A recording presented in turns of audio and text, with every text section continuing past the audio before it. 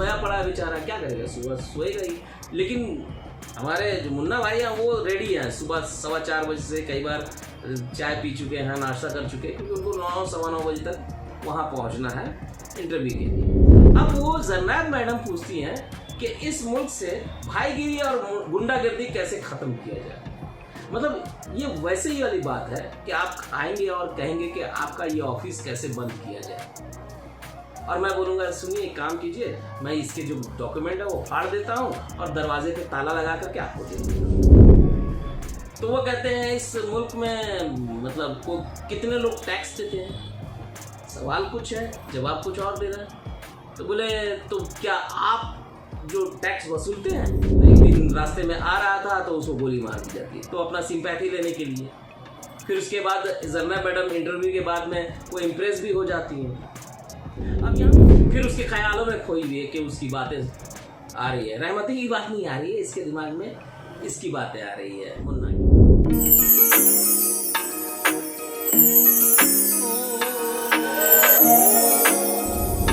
दोस्तों आज मैं लेकर आया हूँ जेंटलमैन ड्रामा के 5th एपिसोड का रिव्यू। जी हाँ दोस्तों, आइए सबसे पहले इसकी मुख्तसर कहानी पर नज़र डालते हैं। इसकी मुख्तसर कहानी ये है कि मुन्ना जो है वो इंटरव्यू के लिए जा रहा है, उसकी टीवी चैनल पर इंटरव्यू होने वाली है, वहाँ पर रहमती भाई भी होंगे, वहाँ पर मुअज्जम भी होगा, और वहाँ पे इंटरव्यू लेने वाली जो है वो जरनैब मैडम है, जो मुल्क की बहुत बेहतरीन सहाफ़ी है। तो वो इंटरव्यू लेती हैं और उसके बाद ये ड्रामा इंटरव्यू के बाद ख़त्म हो जाता है। ये थी मुख्तसर कहानी इस एपिसोड की। तो आइए इसकी सीन को एनालाइज करते हैं। सीन में ये होता है कि जरनैब मैडम जो है वो तो इंटरव्यू के लिए बुला चुकी हैं। तो अक्सर मैंने देखा है कि इस ड्रामे की शुरुआत सवेरे से होती है, मतलब सोए हुए हैं और खिड़की खुलता है और रोशनी आती है और सवेरा होता है। कितने एपिसोड में ऐसे ही शुरुआत करेंगे पता नहीं। देखिए ये घिसा पिटा सा हो जा रहा है बार बार, तो ये बार बार रिपीटेशन हो रहा है। तो अब दोस्तों सुबह दिल भर सोया पड़ा है बेचारा, क्या करेगा, सुबह सोएगा ही। लेकिन हमारे जो मुन्ना भाई हैं वो रेडी हैं, सुबह 4:15 बजे से कई बार चाय पी चुके हैं, नाश्ता कर चुके हैं, क्योंकि उनको 9 सवा 9 बजे तक वहाँ पहुँचना है इंटरव्यू के लिए। अब जब इंटरव्यू के लिए वो पहुँचते हैं तो वहाँ पर जरनैब मैडम इतने बेहतरीन सवाल करती है कि मुल्क हिल जाता है, जिसकी वजह से वो ये इंटरव्यू कर रही थी वो कमाल करती है। कि वो पूछती है कि आपका नाम मुन्ना क्यों है ना, कमाल का सवाल। तो वो बताता है कि मुन्ना भाई MBBS से इम्प्रेस होकर के इकबाल मुन्ना नाम रख लिया। चलिए कोई नहीं।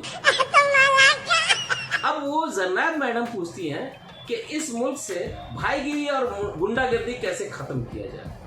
मतलब ये वैसे ही वाली बात है कि आप आएंगे और कहेंगे कि आपका ये ऑफिस कैसे बंद किया जाए, और मैं बोलूँगा सुनिए एक काम कीजिए, मैं इसके जो डॉक्यूमेंट है वो फाड़ देता हूँ और दरवाजे पे ताला लगा करके आपको दे देता हूँ, है ना। ये इंटरव्यू क्यों रखा गया मुझे अभी तक नहीं समझ में आया कि वो गुंडों को बुला करके पूछ रही है कि गुंडागर्दी कैसे ख़त्म किया जाए। अब देखिए यही सवाल जो है जरनैब मैडम रहमती से पूछती हैं कि इस मुल्क से गुंडागर्दी और भाईगिरी कैसे ख़त्म किया जाए। तो वो कहते हैं कि बहुत अच्छा सवाल किया आपने। तो बोलते मुझे जवाब नहीं मिला। तो वो कहते हैं इस मुल्क में मतलब को कितने लोग टैक्स देते हैं, सवाल कुछ है जवाब कुछ और दे रहा है। तो बोले तो क्या आप जो टैक्स वसूलते हैं, तो रहमती कहते नहीं हम पे तो चढ़ावा आता है, जो मुरीद है वो मुर्शिद को चढ़ावा देते, तो उसी तरह ये लोग। फिर जरनैब पूछती है कि आपका कारोबार क्या है, तो बोलता है पर्सनल सवाल नहीं। अब मुअज्जम से सवाल पूछने जाती है कुछ भी, तो वहाँ पे काउंटर कर देता है इकबाल मुन्ना कि इसको क्या पता है, ये क्या बताएगा। डिबेट क्या ऐसा होता है कि एंकर चुपचाप वहाँ रह जाते हैं, उसको कुछ बोलने तक नहीं दिया गया है। और एक तो फालतू के सीन ही है, क्यों रखा गया ये सीन। फिर वो इसलिए रखा गया था कि वो इकबाल मुन्ना अपनी कहानी सुनाएगा कि मेरा बाप जो है वो क्लर्क था और वो सरकारी गवाह बन जाता है, तो एक दिन रास्ते में आ रहा था तो उसको गोली मार दी जाती है, तो अपना सिंपैथी लेने के लिए। फिर उसके बाद जरनैब मैडम इंटरव्यू के बाद में वो इम्प्रेस भी हो जाती हैं। अब यहाँ पे देखिए पुलिस जो फारिश है वो बोलता है कि 2 लोग को अरेस्ट करना है, रहमती को छोड़ देना, इकबाल मुन्ना को अरेस्ट करना है और मुअज्जम को तो कार के अंदर बैठे हुए पुलिस अरेस्ट कर लेते हैं, इकबाल मुन्ना को बाहर से आके पुलिस घेर के अरेस्ट करते हैं। और ये बात जाके जरनैब को सुनाता है उनका कलीग, तो वो चुप हो के रह जाती है वहाँ शॉक में, फिर उसके ख्यालों में खोई हुई है कि उसकी बातें आ रही है, रहमती की बात नहीं आ रही है, इसके दिमाग में इसकी बातें आ रही है मुन्ना की। दोस्तों समझ में नहीं आ रहा कि ये ड्रामा क्या है, रोमांटिक कॉमेडी है, एक्शन है, थ्रिलर है। अच्छा दोस्तों एक सीन और है कि जरनैब का कलीग जो रहता है ऑफिस में वो कहता है मुझे तो बहुत पसंद आया ये, मैं तो इकबाल मुन्ना की बातें सुन के हंस रहा था।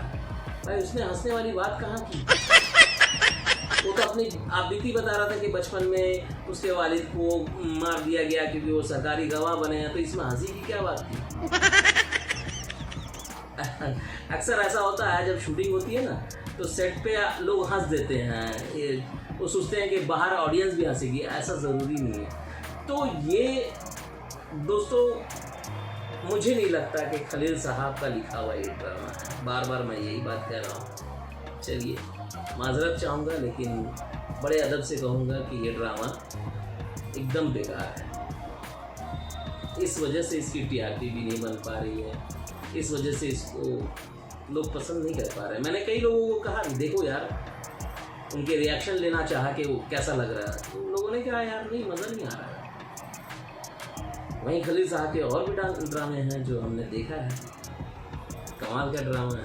अब क्या लाइंस लिखते हैं, लेकिन सॉरी इसमें कुछ न लाइंस है, न ड्रामा का स्क्रीन प्ले सही है, न सीन सही है, कुछ नहीं है, ड्रामा एकदम बेकार है। एनीवे दोस्तों ये बातें थी इस ड्रामे की, मैं लेकर आऊँगा आपको के पास में एक नया वीडियो नए ड्रामे के साथ में। तब तक के लिए इजाज़त दीजिए, अलविदा दोस्तों, अपना ख्याल रखिए, लव यू ऑल।